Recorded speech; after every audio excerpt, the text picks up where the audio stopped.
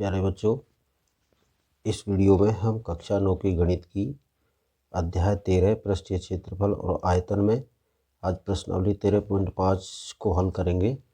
तो देखिए, सबसे पहले प्रश्न नंबर 1 आपके सामने है। माचिस की डिब्बी के माप 4 सेमी गुणा 2.5 सेमी गुणा 1.5 सेमी है।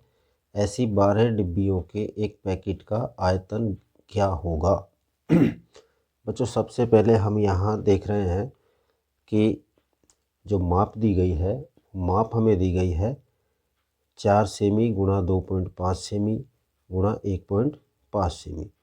तो ये घनाभ के आकार की एक माचिस है और इसमें एक लंबाई है, एक चौड़ाई है और एक ऊंचाई है। ठीक है, जो क्रमशः आपको यहाँ पर दी गई है। क्रमशः का मतलब है लंबाई यानी L दिया गया है 4 सेंटीमीटर। वृत्त इसकी चौड़ाई जिसको हम B से प्रदर्शित करते हैं वो दिया है 2.5 सेमी और जो इसकी हाइट है, ऊंचाई, वो दी गई है 1.5 सेमी। ठीक है, तो सबसे पहले हम माचिस की डिब्बी की लंबाई, चौड़ाई और ऊंचाई इसमें लिखते हैं। तो देखिए, क्वेश्चन नंबर 1,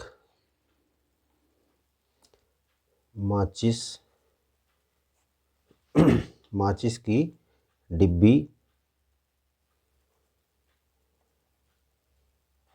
की लंबाई यानी L ये दी गई है हमें कितनी? 4 सेंटीमीटर। उसके बाद चौड़ाई जिसे हम B से प्रदर्शित करते हैं वो हमें दी गई है 2.5 सेमी और ऊंचाई यानी H ये हमें दिया गया है 1.5 सेंटीमीटर। ठीक है, इस तरह हमको इसकी ये माप दी गई है। इसका हमें क्या निकालना है? आयतन निकालना है। तो सबसे पहले आप घनाभ के आयतन का जो सूत्र है वो यहाँ पर मैं लिखता हूँ, इसे ध्यान से देखें। घनाभ का आयतन बराबर होता है LBH यानी कि लंबाई गुणा चौड़ाई गुणा ऊंचाई। ठीक है, ये होता है। इस लंबाई गुणा चौड़ाई गुणा ऊंचाई को हम LBH से प्रदर्शित करेंगे सभी प्रश्नों में। ठीक है, अब हमें क्या दी गई है? माचिस, जो कैसी है? घनाभ के आकार की है। तो हम यहाँ लिखेंगे माचिस का आयतन बराबर LBH और L क्या है? 4, B क्या है? 2.5 और H क्या है? 1.5। तो 2.5 को 4 से गुणा करेंगे तो 25 चौका 100 यानी 10 हो गया और 10 को हम 15 से गुणा करेंगे तो 150 हो गया। यह पॉइंट है, तो ये हो जाएगा आपका 15 सेमी। क्या हो जाएगा? 15 सेमी हो जाएगा। ठीक है, ये आयतन है। आयतन को हमेशा क्यूब में प्रदर्शित करते हैं यानी 15 घन सेमी। ठीक है, ये आपको ध्यान रखना है। प्रश्न में क्या दिया गया है? ये तो हमने निकाला है एक माचिस का। ठीक है, प्रश्न में हमें दी गई है 12 माचिस की डिब्बियां हैं ऐसी। तो हम यह लिखेंगे 12 माचिस की डिब्बियों का आयतन बराबर 1 का 15 है तो 12 का कितना हो जाएगा? गुणा 12 कर देंगे। 12 15 गुणा करते हैं तो कितना आता है? 180 सेमी क्यूब यानी घन सेमी। ये आपका आंसर आएगा। यानी एक ऐसा पैकेट है उस पैकेट में कितनी माचिस रखी जाती है? 12। तो उस पूरे पैकेट का आयतन कितना हो जाएगा? 180 घन सेमी। ठीक है, ये बच्चों हमारा प्रश्न संख्या 1 यहाँ पर कंप्लीट होता है। अब हम देखते हैं प्रश्न संख्या 2। प्रश्न संख्या 2 में दिया गया है हमें एक घनाभ आकार पानी की टंकी 6 सेमी लंबी 5 मीटर में है। प्रश्न को दोबारा सुनिए। एक घनाभ आकार पानी की टंकी 6 मीटर लंबी, 5 मीटर चौड़ी और 4.5 मीटर गहरी है।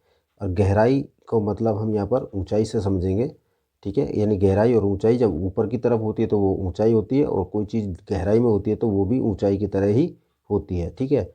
तो 4.5 मीटर गहरी है। इसमें कितने लीटर पानी आ सकता है, यानी इसका आयतन निकालना है। और फिर उसके बाद आपको निकालना है 1 घन सेमी, वो 1 घन मीटर बराबर 1000 लीटर, यानी 1 घन मीटर में 1000 लीटर पानी आता है। तो ये 1000 लीटर पानी वाला फैक्ट जो उसको तो हम बाद में देखेंगे, पहले हम क्या करते हैं, उस घनाभ आकार की जो टंकी है उसकी लंबाई, चौड़ाई और ऊंचाई को यानी गहराई को लिख लेते हैं। तो देखिए पानी की टंकी की लंबाई क्या है, यहाँ लिखेंगे हम पानी की टंकी की लंबाई, लंबाई यानी L क्या दी गई है, 6 मीटर, 6 मीटर है। चौड़ाई क्या दी गई है, चौड़ाई यानी B 5 मीटर है। और गहराई, गहराई से मतलब H क्या दिया गया है आपको, 4.5 मीटर दिया गया है, ठीक है। तो सबसे पहले हम क्या करेंगे, पानी की टंकी का आयतन, टंकी कैसी है, घनाभ आकार की, इसलिए LBH। L क्या है 6, B क्या है 5 और H क्या है 4.5 है, ठीक है। 6 पंजे 30 और 45 को 30 से गुणा करते हैं तो 135 होता है। यहाँ पॉइंट है तो 13.5 कितना आ गया, 13.5, एक सेकंड, 6 पंजे 30, हाँ 13, ये आएगा 135 आएगा, पॉइंट नहीं है क्योंकि 6 पंजे 30, 3 तो यही हो गया, 45 से 135, 0 1350 होता है। तो पॉइंट आपका यहाँ लगेगा, यहाँ नहीं होगा, ध्यान से देखना, यहाँ पर नहीं होगा। 135 मीटर क्यूब यानी घन सेमी। दोबारा लिख देता हूँ यहाँ, पानी की टंकी का आयतन बराबर 135 घन सेमी, वो घन मीटर, ठीक है। मीटर में दी गई है सारी नाप, इसलिए घन मीटर होगा, ठीक है।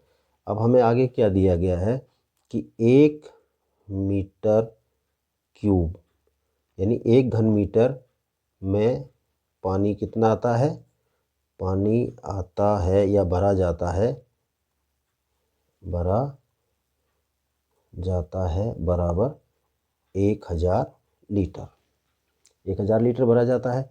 तो हमारे पास कितना है, 135 है, तो 135 में तो अधिक आएगा, तो यहाँ लिखेंगे 135 मीटर क्यूब में पानी आ सकता है बराबर 135 गुना 1000 बराबर ये हो जाएगा आपको 135.1230 घन, ये लीटर, ठीक है। क्या आ जाएगा, लीटर आ जाएगा, ठीक है।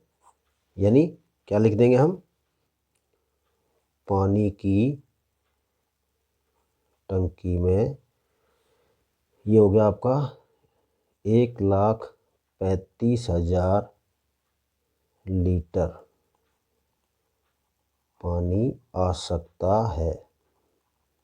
ये तो पूछा है कितना पानी आ सकता है, ठीक है, आ सकता है। प्रश्न संख्या 2 कंप्लीट। अब देखते हैं प्रश्न संख्या 3।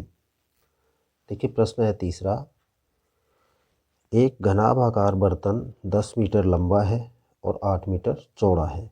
इसको कितना ऊंचा बनाया जाए कि इसमें 380 घन मीटर द्रव आ सके, ठीक है। तो बच्चों यहाँ पर हमें ऊंचाई नहीं दी गई है, तो हम सबसे पहले क्या करेंगे, इसकी ऊंचाई निकालेंगे, ठीक है। वो किससे, जो द्रव भरा जा सकता है उससे इसका आयतन यहाँ पर आएगा।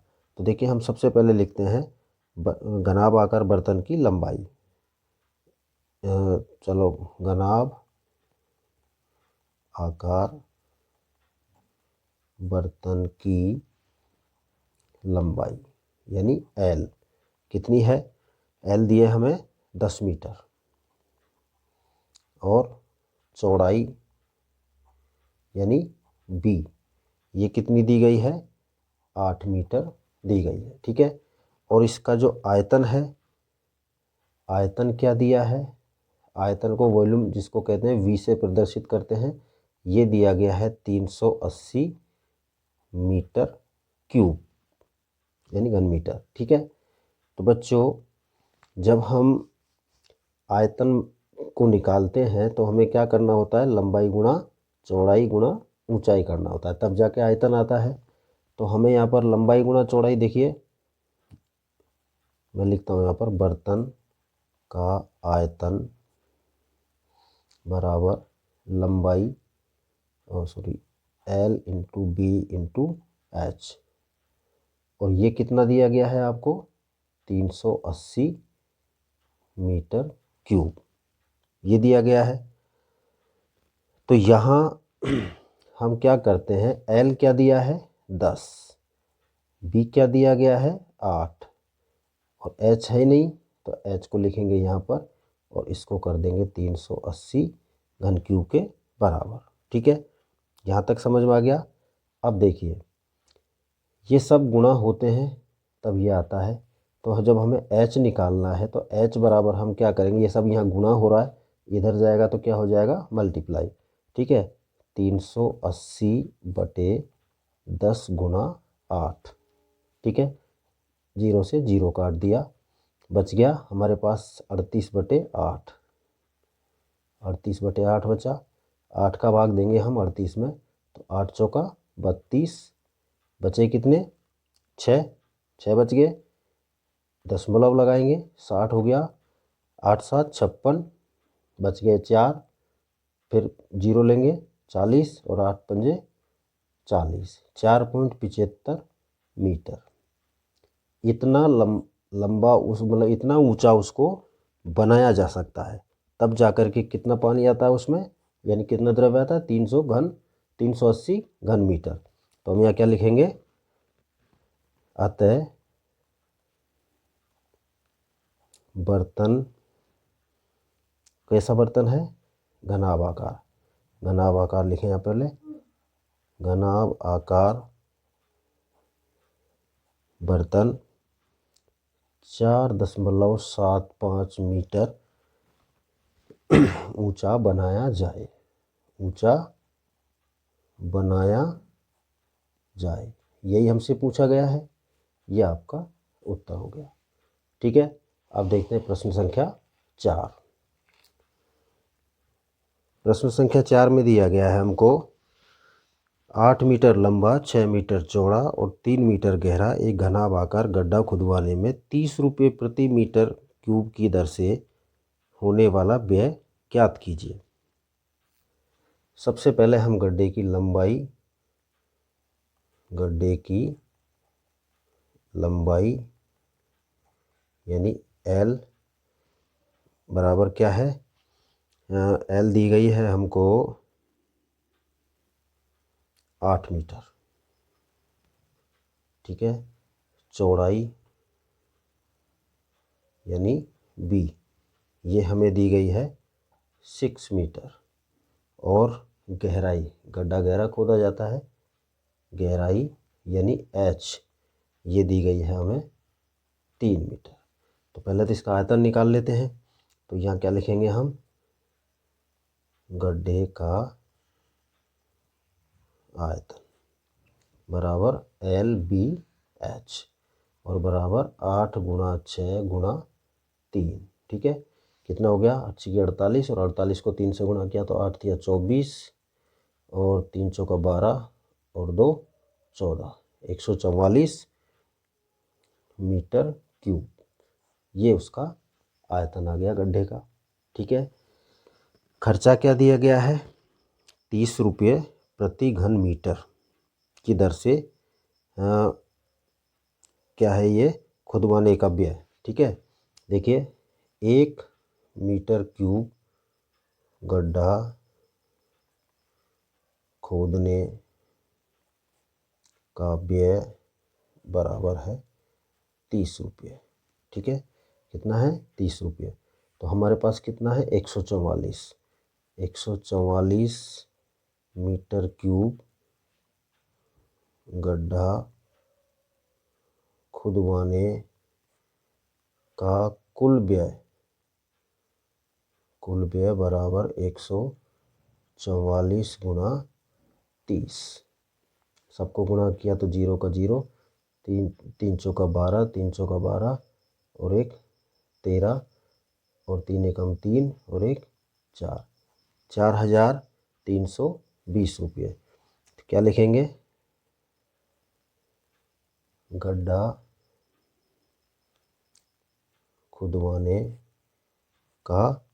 खुदवाने में होने वाला व्यय बराबर रुपये 4320। उत्तर हो गया आपका। ठीक है, यहाँ तक समझ में आ गया। अब देखते हैं प्रश्न संख्या 5। प्रश्न 5 में हमें दिया है एक घनाभाकार टंकी की धारिता 50,000 लीटर पानी की है। यदि इस टंकी की लंबाई और गहराई क्रम से 2.5 मीटर और 10 मीटर है तो इसकी चौड़ाई ज्ञात कीजिए। सबसे पहले जो हमें दिए गए हैं उन बिंदुओं को हम यहाँ नोट करेंगे। टंकी की लंबाई और गहराई दी गई है, तो देखिए टंकी की क्या लिखेंगे? टंकी कैसी है? घनाभाकार। ये मैं लिखना इसमें भूल गया हूँ। घनाभाकार टंकी है, तो टंकी की लंबाई क्या दी गई है? L बराबर क्रम से 2.5 मीटर है और जो गहराई है, गहराई यानी H, ये कितनी है? 10 मीटर है। ठीक है, इस तरह से आपको ये दी गई है। और इसका जो धारिता दी गई है, धारिता बराबर है 50,000 लीटर। इसको हम घन मीटर में करेंगे तो ये हो जाएगा बराबर 50 मीटर क्यूब। ठीक है, ये हो गया। तो बच्चों घनाभाकार टंकी का आयतन बराबर क्या होता है? LBH। ठीक है, और ये LBH कितना दिया गया है? 50 दिया गया है हमको। अब देखिए L कितना दिया गया है हमको यहाँ पर? 2.5 गुणा बर्तनी दी गई है इसकी व्रत, तो B लिखेंगे। और गहराई यानी H कितनी दी गई है? 10, और ये किसके बराबर है? 50 के। ठीक है, तो देखिए B बराबर क्या हो जाएगा? 50 बटे 2.5 गुणा 10। ठीक है, ये हो गया। इसको हम काटेंगे, 0 से 0 काट दिया, 2.5 से 5 को काटेंगे तो ये हो जाएगा आपका 2 मीटर। यानी कि जो टंकी है उसकी चौड़ाई क्या आ गई? यहाँ लिखेंगे हम टंकी की चौड़ाई बराबर 2 मीटर है। ये आपका उत्तर हो गया। ठीक है, इस तरह हमारा क्वेश्चन नंबर 5 कंप्लीट। अब देखते हैं क्वेश्चन नंबर 6। प्रश्न संख्या 6। प्रश्न संख्या 6 में हमें दिया है बच्चों प्रश्न, एक गांव जिसकी जनसंख्या 4000 है को प्रतिदिन प्रति व्यक्ति 150 लीटर पानी की आवश्यकता है। इस गांव में 20 metre into 15 metre into 6 metre मापों वाली एक टंकी बनी हुई है। इस टंकी का पानी वहां कितने दिन के लिए पर्याप्त होगा?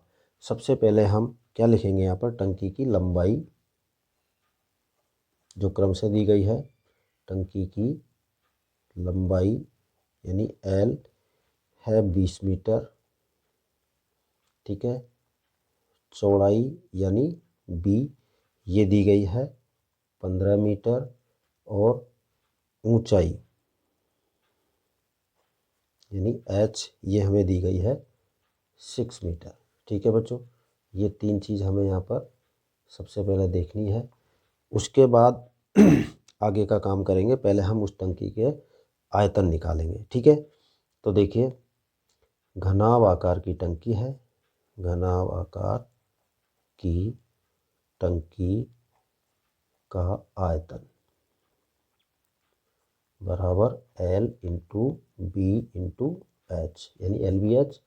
तो यहाँ क्या होगा, देखिए 20 गुणा 15 गुणा 6, 15 दूनी 30, 300 और 6 × 18, ये कितना हो गया आपका 1800 हो गया। ठीक है, अब 1800 जो घन मीटर आया है वो टंकी का पानी की क्षमता है।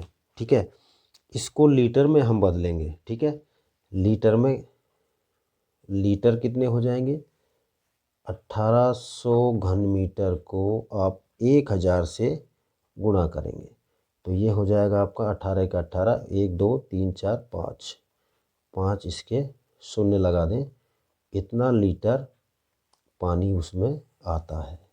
ये तो आयतन था, आयतन को जब लीटर में चेंज करेंगे तो 1000 से गुणा करेंगे। ठीक है, यहाँ तक समझ में आ गया।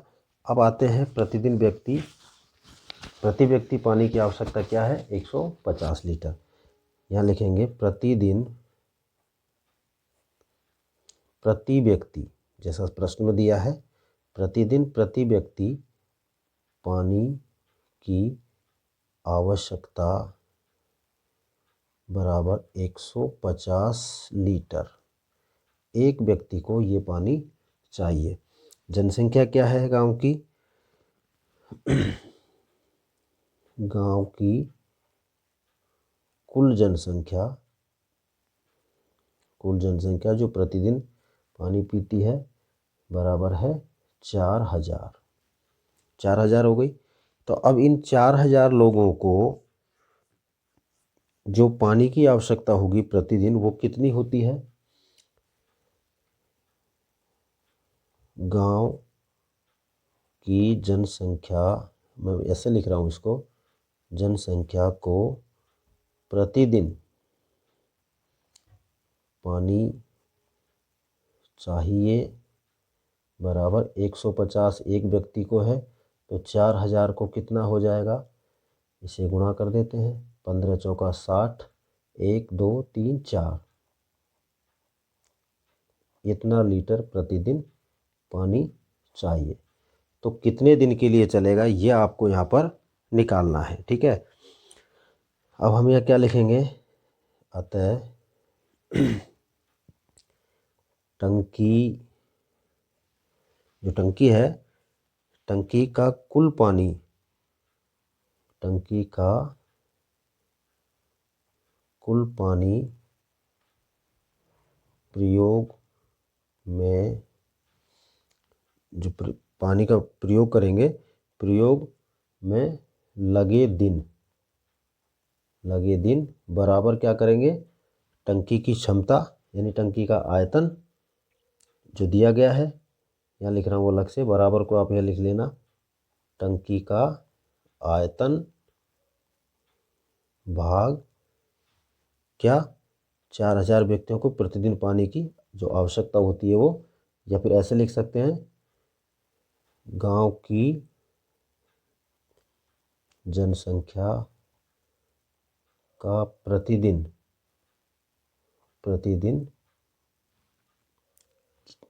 की आवश्यकता, ये लिख लें आप, आवश्यकता। ठीक है, टंकी का आयतन कितना आया था हमारा, ये रहा, कई दहाई सैकड़ा, हजार, 1000, लाख, 10 लाख, 18 लाख लीटर। ठीक है,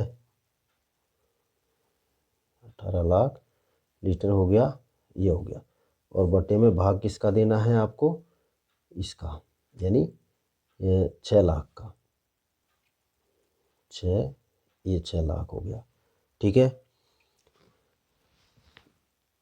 1 2 3 4 5 6, ये नहीं हुई क्या, 1 2 3 4 5 6, ये ज़्यादा हो गई, ये हो गया, यानी 5 जीरो से आपने 5 जीरो काट दी, 6 कम 6, 6 तिया 18, 3 दिन, यानी 3 दिन तक वो पानी काम में आ सकता है।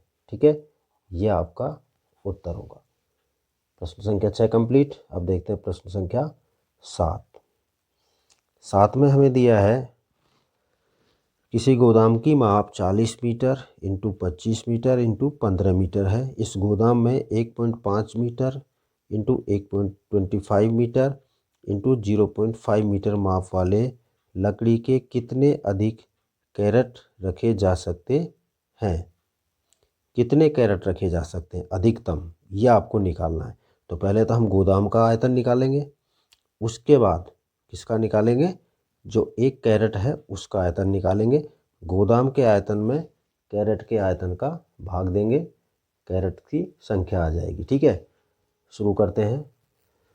देखिए लिखेंगे यहाँ पर गोदाम की लंबाई यानी L दी गई है हमको कितनी, 40 मीटर, चौड़ाई यानी B ये दी गई है 25 मीटर, और ऊंचाई यानी H ये दी गई है हमें 15 मीटर। क्रम से दी गई थी 40, 25 और 15 मीटर। ठीक है, तो गोदाम का आयतन निकाल लेते हैं। गोदाम का आयतन, एक सीधा तरीका भी है इसका, गोदाम का आयतन बटे कैरेट का आयतन, यानी 40 इंटू 25 इंटू 15 बटे जो आपका दूसरा आया है 1.5 metre into 1.25 metre into 0.5 metre, इसका हम भाग देंगे तो सीधा आंसर भी हमारा इसमें आ जाता है। ठीक है, लेकिन हम सेपरेट इनका करेंगे। LBH, L क्या है 40, B क्या है 25 और H क्या है 15। ठीक है, सबको गुणा किया तो हमारा आता है 100, 25 चौका 100, 1000, तो ये हो गया यानी 15,000 मीटर क्यूब, घन मीटर। ये हो गया, कितना हो गया 15,000 घन मीटर। एक तो ये हमें याद रखना है। अब आता है हमारा कौन सा, जो क्रेट दिया गया है, क्रेट की लंबाई चौड़ाई ये लिखेंगे हम। क्रेट की लंबाई यानी L, चौड़ाई यानी B, और ऊंचाई यानी H, ये तीनों लिख लेते हैं। ये हमें क्रम से क्या दी गई है बच्चों, क्वेश्चन में दिया गया हमें 1.5 मीटर और 1.25 मीटर, और H दिया गया था 0.5 मीटर। ठीक है, तो क्रेट का भी हम क्या निकाल लेते हैं आयतन। देखिए क्रेट का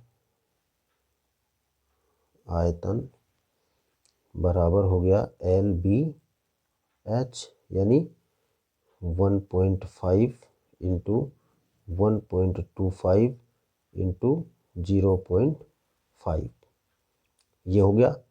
इन सबको हम गुणा करते हैं, 15 5 75 और 7 70 हो गया। मैं करता हूँ इसको, 1 मिनट।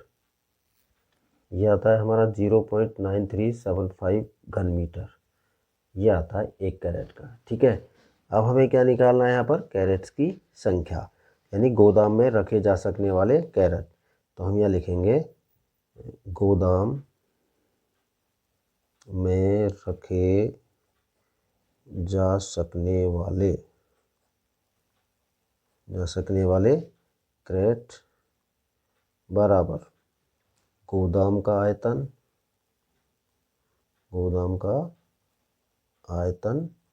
बटा कैरेट का आयतन। ठीक है, ये क्या है, गोदाम का क्या आया था हमारा 15,000 बटे 0.9375, ये आया है। ठीक है, यानी 15,000 घन मीटर बटे 0.9375 घन मीटर। बच्चों इसकी जब कैलकुलेशन करते हैं तो कैलकुलेशन में हमारा आंसर आता है लगभग, ये आता है हमारा 10,667.67। ठीक है, ये आता है। तो बच्चों पॉइंट के बाद का अंक को हम छोड़ देंगे, क्योंकि उसने हमसे अधिकतम पूछा है। तो हम यहाँ क्या लिख देंगे इसमें उत्तर में, अतः गोदाम में लकड़ी के थे ना, लकड़ी के अधिकतम 10,666 क्रेट रखे जा सकते हैं। ये आपका आंसर हो गया। ठीक है, ये आपका आंसर आपको इस तरह से लिखना है। अब हम देखते हैं क्वेश्चन नंबर 8। प्रश्न में दिया है 12 सेंटीमीटर भुजा वाले एक ठोस घन को बराबर आयतन वाले 8 घनों में काटा जाता है। नए घन की क्या भुजा होगी? साथ ही इन दोनों घनों के पृष्ठीय क्षेत्रफलों का अनुपात भी ज्ञात कीजिए। यह आपको ज्ञात करना है। तो बच्चों सबसे पहले हम देखते हैं कि जो ठोस भुजा वाला जो घन है, ठोस घन है, उसका आयतन हमें निकालना है, जिसकी भुजा क्या दी गई है? 12 सेंटीमीटर। ठीक है, तो उसे हम मानते हैं बड़ा घन, और उसके बराबर के 8 छोटे, उसमें से छोटे 8 घनों को काटा जाता है। ठीक है, तो हम यहाँ क्या लिखेंगे? बड़े घन की भुजा। बड़े घन, इसको हम ए से प्रदर्शित करते हैं। बड़े घन की भुजा बराबर, इसको किससे मान लेते हैं? ए से मान लेते हैं, बड़े से। ए है और ये कितनी है? 12 सेमी। ठीक है, तो बड़े घन का आयतन क्या हो गया? अब हम देखें, बड़े घन का आयतन बराबर हो जाएगा, यानी ए का क्यूब, भुजा क्यूब होता है घन का आयतन। तो घन की भुजा हमें क्या दी गई है? 12, और 12 का क्यूब करेंगे तो 12 12 144, और 144 को फिर हम 12 से गुणा करेंगे तो 4 दूनी 8, और ये बैठेगा हमारा 144 1728 सेमी क्यूब, घन सेमी। ये आपका बड़े घन का आयतन आ गया। एक तो आपको ये ध्यान रखना है। अब छोटा जो घन है उसके कितने टुकड़े करता है? वो 8। तो देखिए, इसी में से 8 टुकड़े हमको करने हैं। तो यहाँ क्या लिखेंगे हम? अतः छोटे घन का आयतन, इसे हम ए क्यूब लिखते हैं। ठीक है, ए क्यूब क्यों? छोटा ए और उसका घन। ठीक है, बराबर आ जाएगा 1728/8। 8 टुकड़े करने हैं इसमें से, बड़े में से। तो इसको जब करते हैं तो बच्चों ये आता है 8 दूनी 16, 8 एकम 8, 4, और 8 छिकी 48, 216 सेमी क्यूब, यानी घन सेमी। ये छोटे घन का आ गया। ठीक है, अब यहाँ क्या करना है हमें? दोनों घन जो हैं, अब इसकी 216 आ गई, अब इसकी भुजा निकालनी है हमको। जो नया घन आया है, नए घन की भुजा बराबर क्या आएगा? इसकी जब हम भुजा निकालेंगे नए घन की, तो ये आएगी हमारी अंडर रूट है, इसका क्यूब हो जाएगा, यानी कि क्या है? ए क्यूब बराबर 216। ठीक है, तो ए बराबर क्या हो जाएगा? ए बराबर हो जाएगा 2 से 16 का, आपको क्या निकालना है? घन। तो ये हो जाएगा 2 से 16 का जब हम घनमूल करते हैं तो बच्चों ये आता है हमारा 6 सेंटीमीटर। ठीक है, 6 संगे 36, और 36 को गुणा करते हैं 6 से तो आता है 216। ठीक है, अब यहाँ हमारे पास दोनों घनों की भुजा आ गई। देखिए, बड़े घन की भुजा है हमारे पास, क्या दी थी प्रश्न में हमको? 12 सेंटीमीटर। और जो छोटा घन है, छोटा घन की भुजा ये आई है हमारे पास 6 सेंटीमीटर। ठीक है, ये हमने ज्ञात की हैं। अब दोनों का जो पृष्ठीय क्षेत्रफल है, उस पृष्ठीय क्षेत्रफल का हमें अनुपात निकालना है। ठीक है, तो यहाँ लिखेंगे दोनों घनों के पृष्ठीय क्षेत्रफलों का अनुपात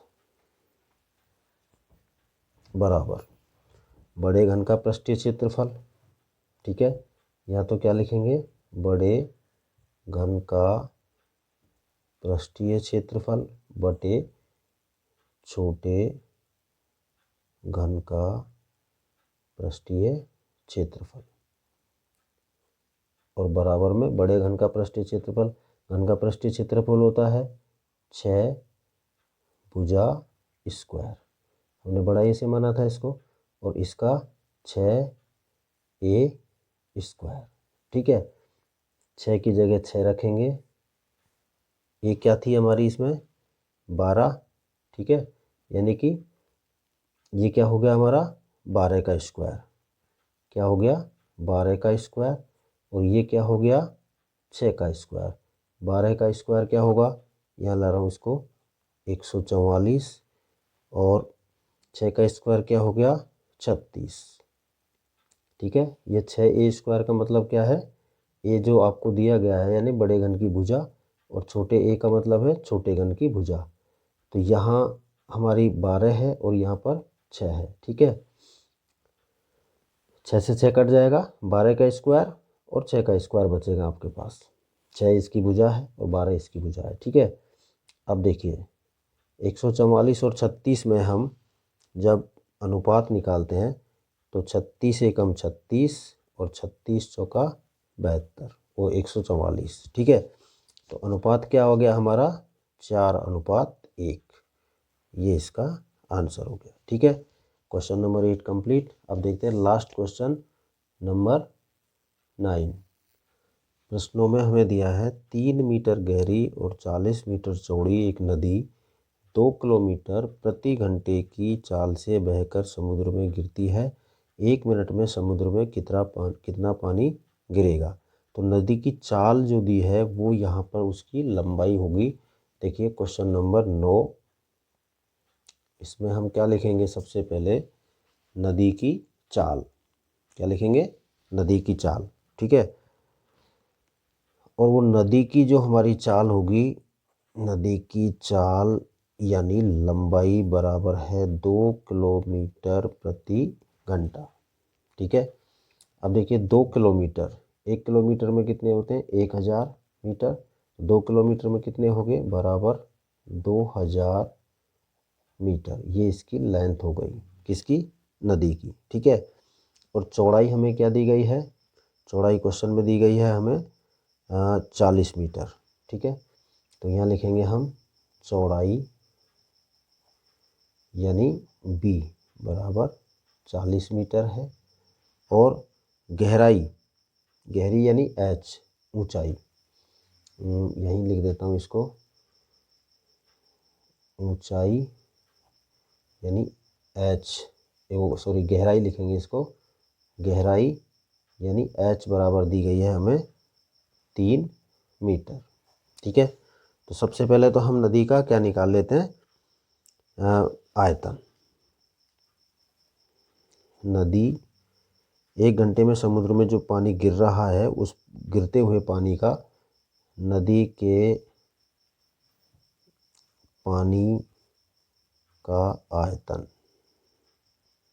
बराबर हो गया LBH। LBH, L क्या दिया गया है हमें 2000, B क्या दिया गया है 40, और H क्या दिया गया है 3। देखिए 3 चौका 12 और 12 दूनी 24, और 1 2 3 4 मीटर क्यूब, ये हमारा आ गया इसका आयतन, ठीक है। अब 1 मिनट में समुद्र में गिरने वाला पानी क्या है, ये दिया है हमको 2,40,000 घन मीटर, ठीक है। ये कितने किस में दिया गया है आपको, प्रति घंटे की चाल से है, हमें निकालना है किससे, मिनट से, तो घंटे को मिनट में बदल देंगे, यानी हम 60 का इसमें भाग दे देते हैं। 1 मिनट का पूछा है तो यहाँ लिखेंगे अतः 1 मिनट में समुद्र में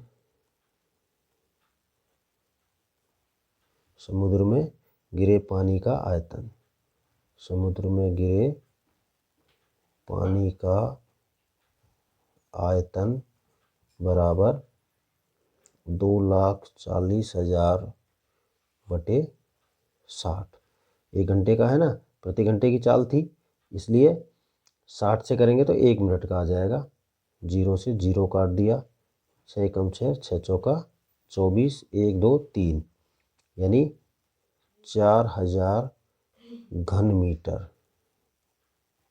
मीटर पानी गिरता है 1 मिनट के अंदर। ठीक है, तो उत्तर क्या हो गया आपका? अतः 1 मिनट